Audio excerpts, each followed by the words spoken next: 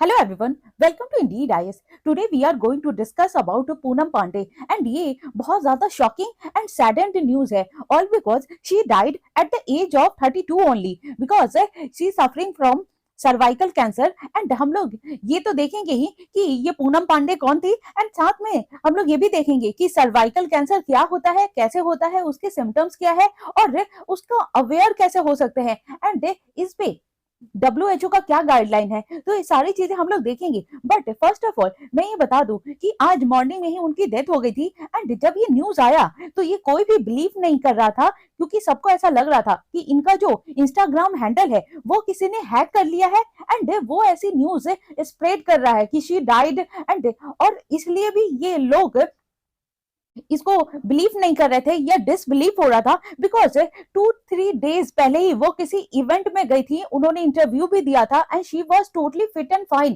कोई देख करके नहीं कह सकता था कि she was suffering from cervical cancer या कोई इतनी ज्यादा बीमारी है कि उनकी डेथ हो जाए। तो ये आप देख सकते हैं कि जब से ये न्यूज में आया है तब से ये हर तरफ इतना स्प्रेड हो गया है एंड ये सारे बॉलीवुड और जितने भी सोशल मीडिया है वो सब लोग शॉक है।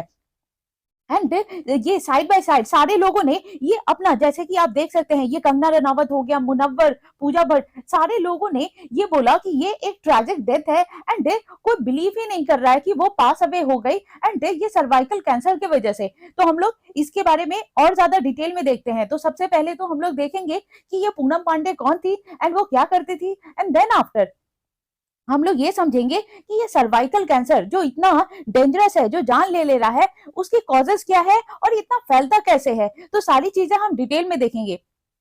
तो शी इज द वन, जो अभी जो आर्टिकल आया है, ये model actor Poonam Pandey dies of cervical cancer at age 32। And उनके बारे में हम लोग देखते हैं बिकॉज उन्होंने ये जो लास्ट जो शो था कंगना रनावत का रियलिटी शो लॉकअप में उन्होंने फीचर किया था। And she is the one जो ये पूनम पांडे है। एंड ये जो अभी न्यूज में आया है कि ये 32 ईयर की ओल्ड की थी एंड इन्होंने लॉकअप में अपना फीचर किया था और वो उसमें प्रेजेंट थी, उन्होंने अच्छा प्ले किया था। एंड ये एक जो है पूनम पांडे सोशल इन्फ्लुएंसर थी एंड सोशल मीडिया पे वो ज्यादा एक्टिव थी एंड मॉडल थी एंड एक्टर थी। एंड लेकिन मॉर्निंग में ही उनकी जो मैनेजर है ये निकिता शर्मा, उन्होंने ये ट्वीट करके और इंस्टाग्राम पे पोस्ट करके बताया कि वो अब नहीं रही। और जब ये न्यूज आया तब कोई बिलीव नहीं कर रहा था।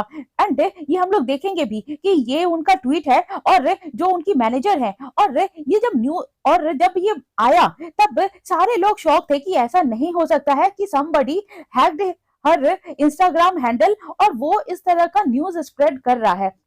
तो पहले जब ये न्यूज आया तो 2-3 घंटे तक किसी को बिलीव ही नहीं हुआ, लेकिन जब उनकी जो सिस्टर है एंड जो मैनेजर है या फिर जो सोशल मीडिया की जो उनकी मैनेजर है, उन्होंने भी इस बात का जो है श्योरिटी दिया कि यस ये ट्रू है एंड उनकी डेथ सही में हो गई है, उसके बाद लोगों को ये बिलीव हुआ कि yes this is the right news. और बिकॉज वो लास्ट टू लास्ट नाइट में ही किसी इवेंट पे गई थी, इवन दो उन्होंने मीडिया से भी इंटरेक्ट किया था, अपना इंटरव्यू भी दिया था, इसीलिए और किसी को बिलीव नहीं हो रहा था and she was looking totally fit and fine. And तो हम लोग देखते हैं कि जो उनकी जो मैनेजर है एंड ये सारे लोगों ने ये बोला है कि ये एक रिमार्केबल है एंड ये शेयर करना चाहिए और ये क्रिटिकल जरूरत है कि सब लोगों को ये अवेयर होना और प्रोएक्टिव होना अगेंस्ट द ये जो सर्वाइकल कैंसर है उसके तरफ। बिकॉज जितने भी कैंसर होती हैं ये पूरे वर्ल्ड में उसमें टॉप पे सर्वाइकल कैंसर है एंड उसके बाद ही आता है लंग कैंसर। एंड ये जितने भी लोग अगर इससे कोई फेस करता है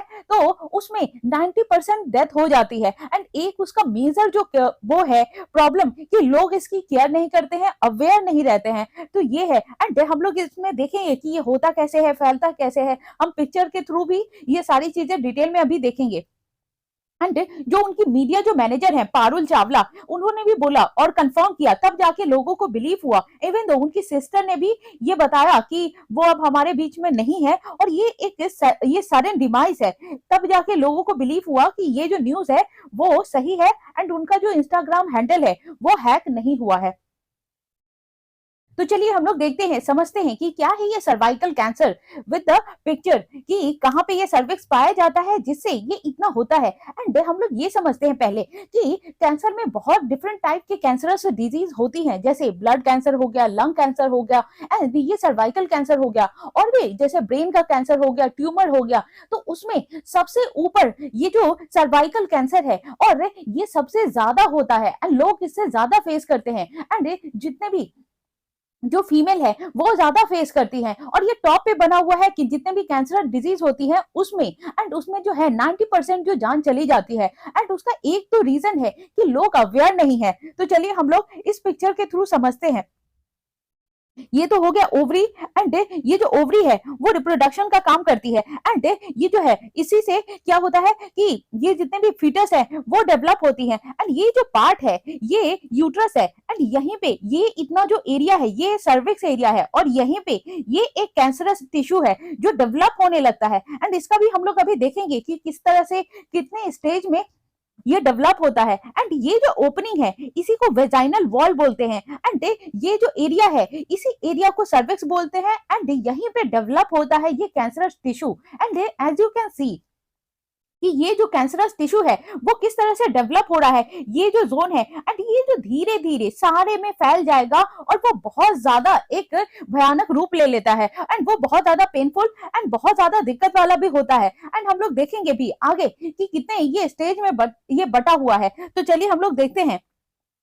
एंड ये रहा ये जो कैंसर का ये जो स्टेज है, एंड ये फेज होता है, ये first phase, second phase and third phase. तो हम लोग इसमें देखते हैं कि ये तो पूरा नॉर्मल है, लेकिन यहाँ पे है कि ये जो सर्विक्स वाला एरिया है यहाँ पे स्टार्ट हो गया है। जैसे ये यूट्रस हो गया, एंड ये सर्विक्स वाला पार्ट हो गया, एंड ये वजाइना है। तो ये हमने देख ही लिया, लेकिन अब हम देखेंगे कि इसमें जो है चेंजेस हो रही है, जैसे ये डेवलप कर रहा है, एंड देन बाद में जब ये थर्ड स्टेज होता है तब ये और ज्यादा फैल जाता है, एंड ये बहुत ज्यादा पेनफुल एंड बहुत ज्यादा दिक्कत वाला होता है। जैसे अगर इसी को इलेबोरेट करें तो फर्स्ट फेज में ये इतना छोटा एंड माइन्यूट होता है कि पता नहीं चलता, एंड ये कैंसर स्टार्ट होता है, एंड उसके बाद ये ज्यादा बढ़ने लगता है, एंड धीरे धीरे ये इतना ज्यादा बढ़ जाता है, एंड ये थर्ड स्टेज में कि ये पूरा कैंसरस हो जाता है, और ये जो है क्योर नहीं किया जा सकता है। तो ये सारी चीजें हैं। इवन दो हम और ज्यादा डिटेल में देखेंगे कि किस तरह से ये तो हमारा नॉर्मल सर्विक्स हो गया,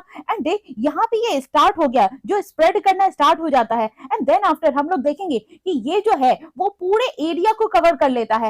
एंड आप सोच सकते हैं कि वो कितना पेनफुल होगा जब ये पूरे जगह एक घाव और पल्प जमा हो जाएगा, कि आदमी कैसे वो नॉर्मल रह सकता है। एंड ये जो कैंसर है वो पैरामेट्रियम और इसकी जो है इसकी वजह से होता है, एंड ये इसमें जो है वो ऑल द टाइम ये जो ब्लीडिंग होना स्टार्ट हो जाता है, एंड यही जो है वो कैंसर वो पूरे जगह पे दिखने लगता है फिर। तो ये सारी चीजें हैं, एंड आप देख सकते हैं कि किस तरह से ये नॉर्मल था, फिर ये बढ़ना स्टार्ट हुआ, फिर ये धीरे धीरे ये पूरा ही कैंसरस हो जाता है। एंड हम लोग देखेंगे भी कि इसके कॉजेज क्या क्या है।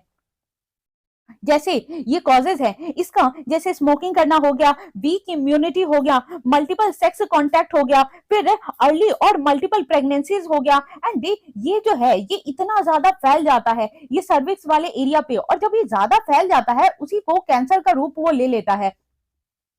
एंड हम लोग ये भी देखते हैं कि इसके सिम्टम्स क्या क्या है, ऐसा क्या होता है, और जिसकी वजह से पहले अवेयर रहा जा सकता है। तो पहले हम लोग देख लेते हैं सिम्टम्स, उसके बाद हम लोग देखेंगे कि डब्ल्यूएचओ का इस पे क्या कहना है, और डब्ल्यूएचओ ने इस पे कोई गाइडलाइन बनाई है या नहीं बनाई है। तो इस पे हम लोग सबसे पहले सिम्टम्स देखेंगे, और ये सिम्टम्स क्या है, ये सर्वाइकल कैंसर के, तो इसमें एबनॉर्मल जो वेजाइनल ब्लीडिंग होती है उसको आप देख सकते हैं। एंड अगर ऐसा होता है तो आप पहले से ही, या कोई भी ये जिसके साथ ये होता है, तो वो इस अर्ली सिम्टम्स को देख करके वो पहले से ही अवेयर हो सकता है, जिसमें ये एबनॉर्मल वेजाइनल ब्लीडिंग होती है, फिर ब्लीडिंग होता है आफ्टर सेक्सुअल इंटरकोर्स, फिर इसमें अगर कोई हाइजीनिक नहीं रहे और तो उसमें फाउल स्मेल होता है, या फिर ये जो वेजाइनल डिस्चार्ज होता है तो उससे भी आप पता लगा सकते हैं। इवन दो ये जो ब्लीडिंग भी होता है आफ्टर मेनोपॉज, एंड हम ये देख सकते हैं कि मेनोपॉज जो होता है वो ये 45 से लेकर के 50 तक ईयर तक ये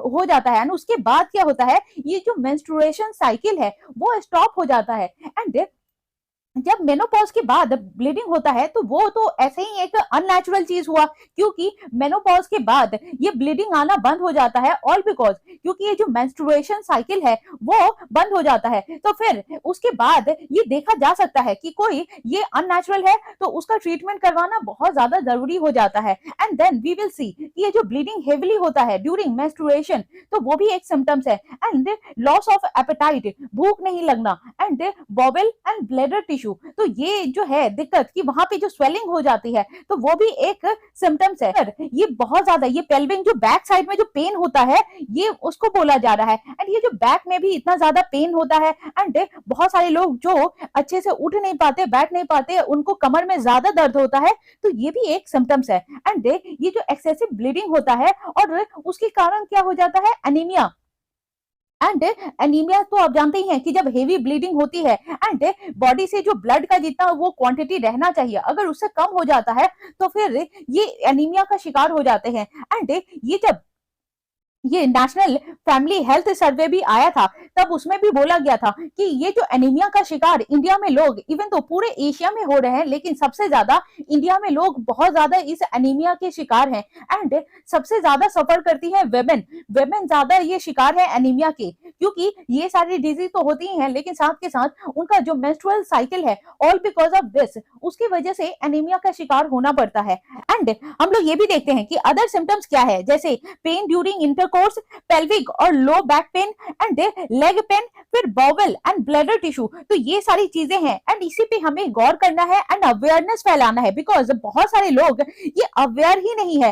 एंड इसमें जो WHO का गाइडलाइन है कि WHO ने अभी क्या बनाया है कि इसके लिए एक इंजेक्शन आ चुका है, एंड वो इंजेक्शन और वैक्सीन लेना पड़ता है। एंड उसका जो फर्स्ट तो लेना पड़ता है जो 9 से लेकर के 15 इयर्स ओल्ड जितने भी गर्ल्स हैं उनको ये लेना पड़ता है। एंड ये जो बाद में जितने भी ये जो 20 से लेकर के 45 तक की जो ये है जो गर्ल्स हैं एंड वेमेन है उनको भी लेना चाहिए, लेकिन मोस्टली प्रेफर करना चाहिए कि ये जितने भी गर्ल्स चाइल्ड हैं उनको ये दिलवा दिया जाए, क्योंकि ये जो 9 से लेकर के 15 तक ये जो है उस समय ये सेक्सुअली एक्टिव नहीं होती है, एंड तो इससे ये ज्यादा बेनिफिशियल होगा। लेकिन ये जो 20 से लेकर के 45 तक उसके लिए भी वैक्सीन बनाया गया है, एंड इसको 4 स्टेजेस में बनाया गया है कि 4 स्टेज में लेना होता है, एंड उसमें भी गैप करके। एंड लेकिन इसमें दिक्कत ये है कि इस वैक्सीन का कॉस्ट बहुत होता है, जैसे इसका 3000 9000 ऐसे इसका कॉस्ट है। तो फिर जो लोग अगर इतना अफोर्ड नहीं कर पाते तो इसीलिए वो लोग ले नहीं पाते। तो एक तो दिक्कत ये है कि लोगों में अवेयरनेस नहीं है, लोग अवेयर नहीं है कि इस टाइप की अगर कोई दिक्कत हो रही है तो कैसे हाइजीनिक ये रहा जाए, एंड कैसे ये अपना ये जो है ट्रीटमेंट लिया जाए। लेकिन एक तो ये जो है कि WHO ने ये भी बोला है कि हर ये जो है ना 3 मंथ पे ये जो किसी भी ये गायनोकोलॉजिस्ट से चेकअप करवाना चाहिए। इवन दो 6 मंथ पे भी जितने भी अगर गवर्नमेंट हॉस्पिटल है तो उसमें फ्री में चेकअप हो जाता है, अगर प्राइवेट हॉस्पिटल है तो वहां पे ये जो 1500 से लेकर के 200 तक का कॉस्ट लगता है, एंड वो फिर चेकअप करवा सकते हैं। तो उससे क्या बेनिफिट होगा कि लोग अगर कोई इस टाइप का सिम्टम्स हो रहा है तो फिर ये सर्वाइकल कैंसर वो पहले ही ये जो है ना अवेयर करवा सकते हैं, एंड डॉक्टर पहले ही वो गाइड करेगी। एंड ये जो होता कैसे है, एक तो जो लोग सेक्सुअली एक्टिव होते हैं एंड जो मल्टी पार्टनर रखते हैं, लेकिन एक तो जो ये जो है बिना प्रिकॉशन के जो लोग ज्यादा एक्टिव रहते हैं ये उनको होता है। एंड इसका एक जो है मेजर कारण ये HPV वायरस की वजह से होता है, और ये HPV वायरस क्या है, ह्यूमन पैपिलोमा वायरस, तो वो ज्यादा इसी वजह से ये ज्यादा फैलता है, क्योंकि ये पहले जो वायरस है वो ह्यूमन पैपिलोमा वायरस है, ये पहले तो एक डॉटेड टाइप का होता है, एंड देन वो ऐसा लगता है कि कोई इन्फेक्शन हो गया है, लेकिन बाद में वो धीरे धीरे ज्यादा बढ़ने लगता है, तो वही जो है वो कैंसर का कारण बन जाता है। एंड अभी इस पे बात चल रही है और गवर्नमेंट भी अब ज्यादा एक्टिव हो गया है, एंड ये बहुत सारे लोग और जितने NGO हैं एंड वो सारे लोग गवर्नमेंट से अपील कर रही हैं कि वो लोग इस जो HPV है उसको अवेयर करवाएं, इतना ज्यादा फैलाएं कि जितने भी वेमेन है वो सब अवेयर रहे। एंड इसके लिए ये पॉलिसी लानी चाहिए और इसके वैक्सीन को और ज्यादा बढ़ाना चाहिए।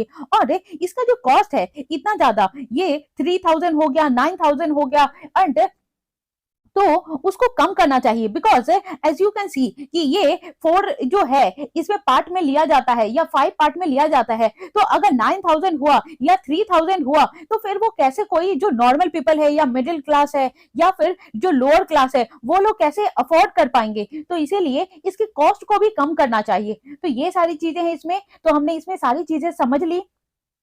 सो थैंक यू वेरी मच। आप लोग इसी तरह से अवेयर रहिए एंड लाइक कीजिए, शेयर कीजिए एंड सब्सक्राइब कीजिए। So thank you.